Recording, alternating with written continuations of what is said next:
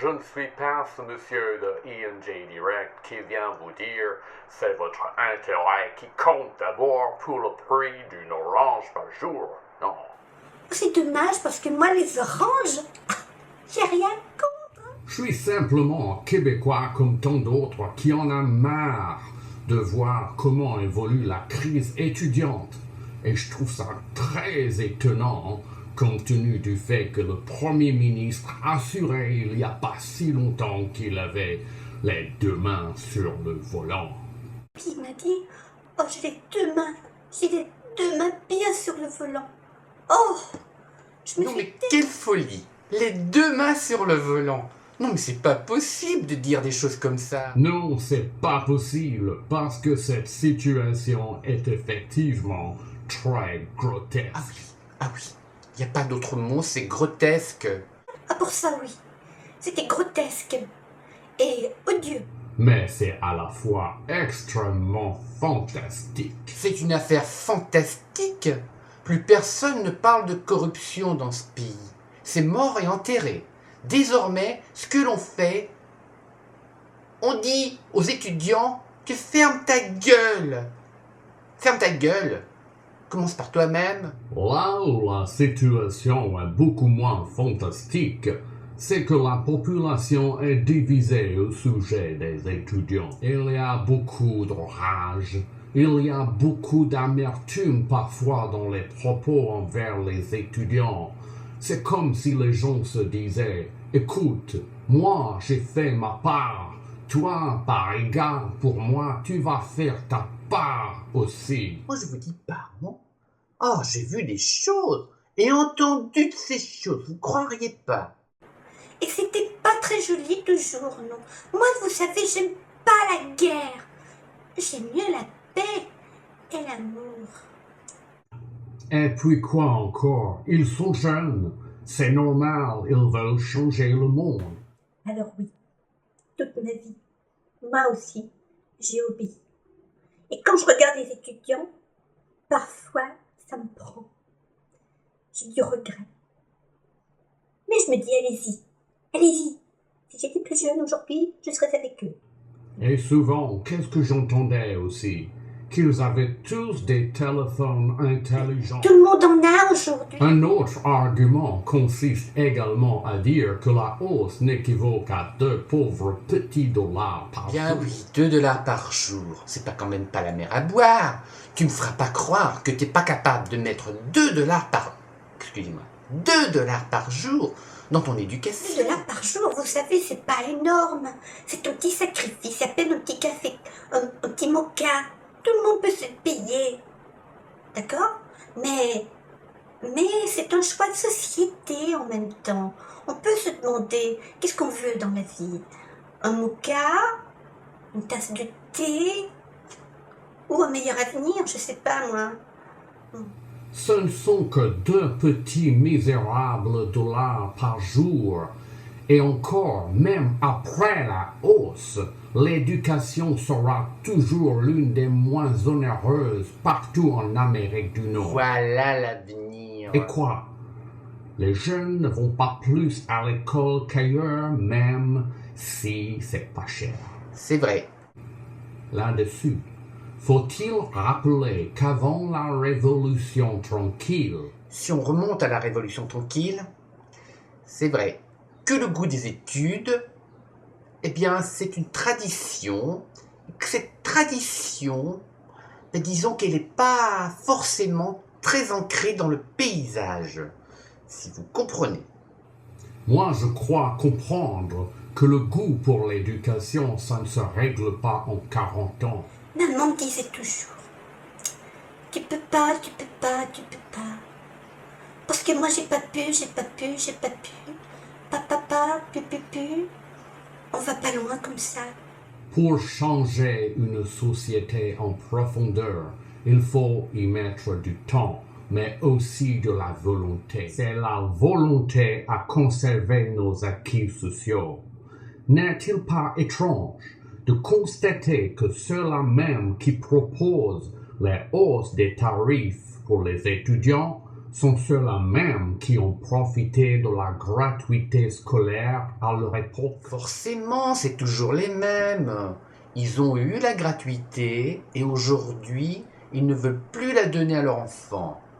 Et c'est seulement si tu as les moyens d'envoyer ton gamin à l'école que ton gamin va pouvoir se faire des études. Le 22 avril dernier, j'étais présent à cette grande manifestation pour la journée de la Terre. Ah ben moi aussi j'y étais le 22 avril. Oh, je peux vous dire, il y avait beaucoup de carrés rouges. Il y avait beaucoup de portraits de Jean Charest également. Oh oui, oh et les gens semblaient en avoir marre. Moi je pense que les choses vont bientôt changer, vous savez. Je crois que les gens en ont ras-le-bol. Ras-le-bol. Et quand on a ras-le-bol, tu veux faire changer les choses. Et si les gens veulent tant changer les choses, c'est parce que plusieurs personnes se rendent compte que l'économie n'est plus à leur service, mais plutôt qu'ils sont au service d'une économie qui ne cesse de les presser comme un citron. C'est tout à fait comme Occupy, Wall Street. C'est un peu cela à quoi les étudiants s'en prennent. Ils sont fatigués de faire les frais pour les profits d'actionnaires anonymes. Ils veulent faire changer les choses. Pour mieux se faire entendre, certains ont bloqué des ponts. Ils s'en sont pris à la population et ce n'est pas toujours de cette manière qu'on peut malheureusement s'attirer la sympathie des gens. C'est vrai. L'un des premiers en tête de liste fut Gérald Tremblay, qui, accablé par les protestations étudiantes, n'en dormait plus tellement il avait honte. Oh, moi je m'en souviens. Oh, c'était terrible, il faisait pas ses nuits. Il se couchait à 2h du matin, il se réveillait à 5 et il avait honte. Et puis, je me demandais, mais c'est la première fois que ça te prend, Gérard, d'avoir honte. Il en avait marre de la violence. Et surtout, moi aussi je l'ai entendu, il a dit « j'ai honte ». Moi quand il m'a dit « j'ai honte », alors moi, ça m'a tellement touché.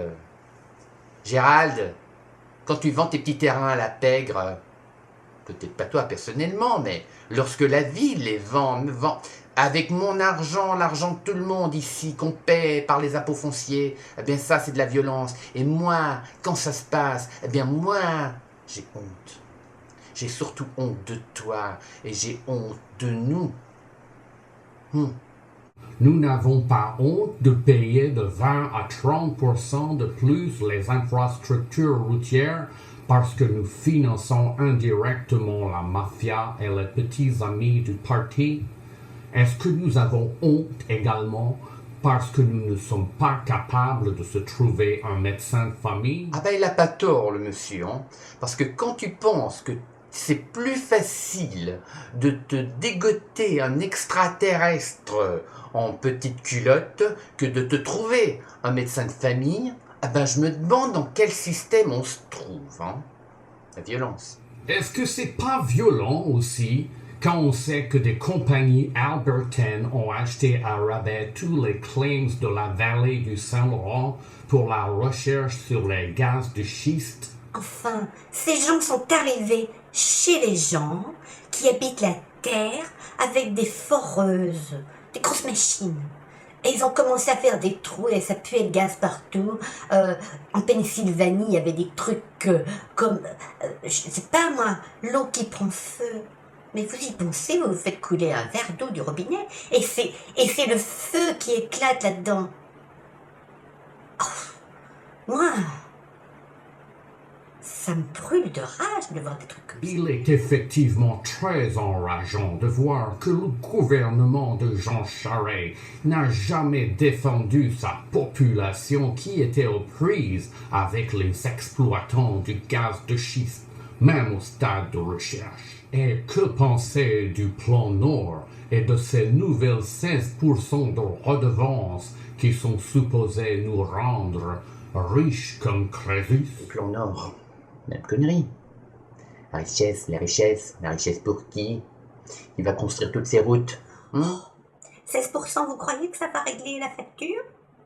Si ça se trouve, ils vont encore se tailler sans rien payer. Mais le plus surprenant avec ces histoires de plan Nord et de développement de territoires pétrolifères, c'est que jamais la population du Québec n'a voté ou n'a donné un mandat au gouvernement Charest pour agir de la sorte. C'est vrai. Et, malgré tout, il faudrait tout de même ne pas considérer cela comme de la violence. Jean, tu nous as foutus dans le pétrin. Et c'est pas digne d'un Premier ministre. Non, non. Ce n'est pas digne d'un Premier ministre, car une société qui méprise sa jeunesse ou qui porte ombrage à ses artistes est une société qui est vouée à répéter constamment les mêmes erreurs. Un truc comme ça s'appelle le karma. Hein. Tu répètes sans cesse et sans cesse les mêmes choses finalement. Ta mère t'a battu, toi tu vas battre ton gamin, et tes gamins vont battre leurs enfants. Finalement, c'est un truc insensé là. Il faut que ça change, parce que si tu fais pas d'efforts conscients, eh ben c'est dans le baba. Agir comme nous le faisons en ce moment, agir avec entêtement, c'est agir comme à l'époque de la grande noirceur. Ça c'est vrai. Parce que là, Jean, c'est toi qui as le pouvoir.